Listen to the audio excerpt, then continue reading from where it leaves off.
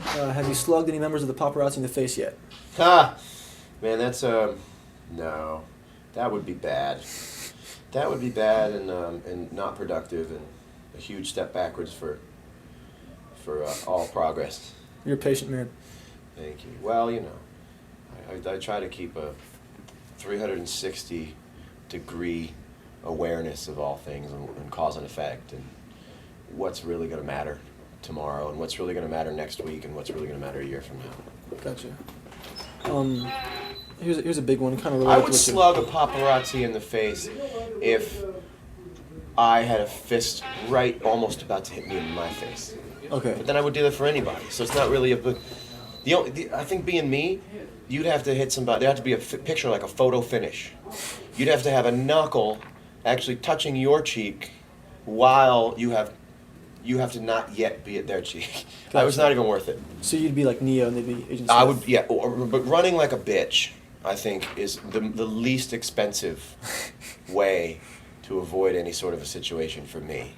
To go home, shaken and stirred up, and a little bit of a bruised pride. But then I could go and do some online banking and make sure, yep, there it all is. Still, I don't owe a guy half my money. It's kind of the mindset that like it's never been easier to produce music or harder to make a living at it in this day and age with like you said, like the dwindling attention span. And some people think that like they'll get friends around, they'll go click on their MySpace pages, Right. And it'll show up earlier on Google search, and Is that what they do? That'll help them get signed to a record deal. Yeah, I don't. People get very frustrated with that, and like I don't know. I think the person who wins, I think it's a natural trait of someone who's going to win the game, is to just keep looking at it. Don't fight for the past. Don't fight for how it used to go. Don't say, well, I imagined that I was going to make it by doing this, so I'm going to keep doing it. By the time anybody listening to this gets to a point where they're sitting in a record label's office, the game will be different.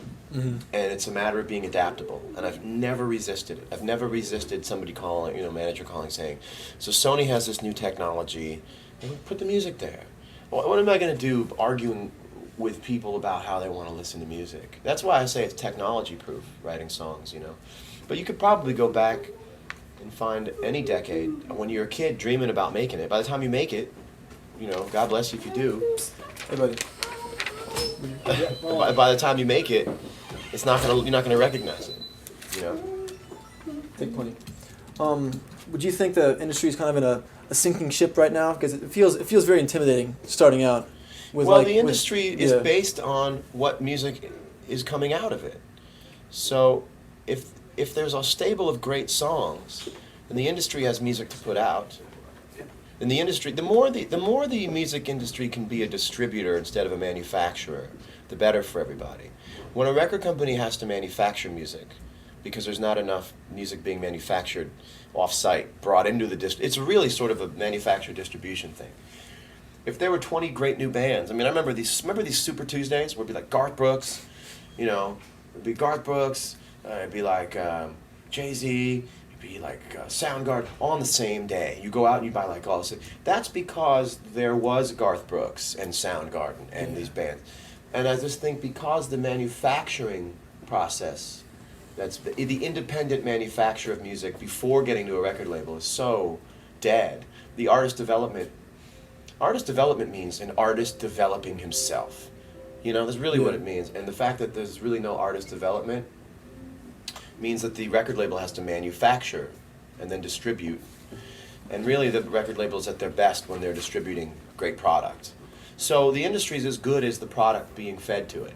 So if you're a songwriter and you think you have great songs, nobody is going to tell you, well, yes, your record sounds amazing, you're a talented artist, I love your personality, I love who you are, but the industry's bad.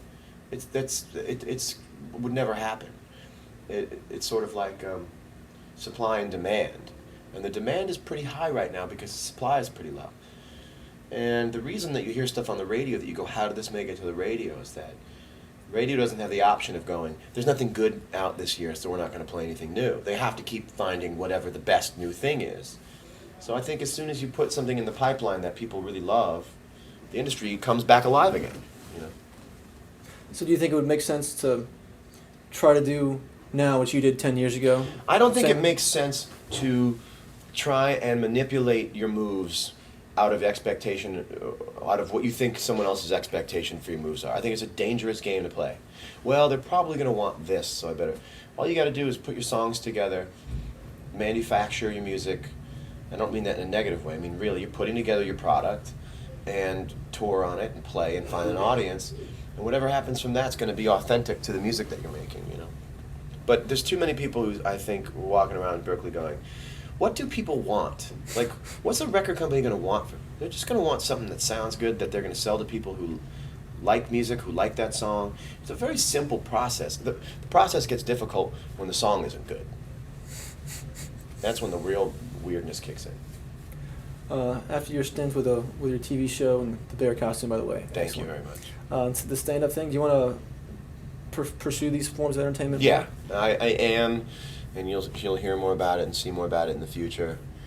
Right now it's in sort of the development stages, but I would like to use all parts of, I don't want to be an actor, I don't want to put out hooded sweatshirts, I don't want to put out a line of leggings or a cologne.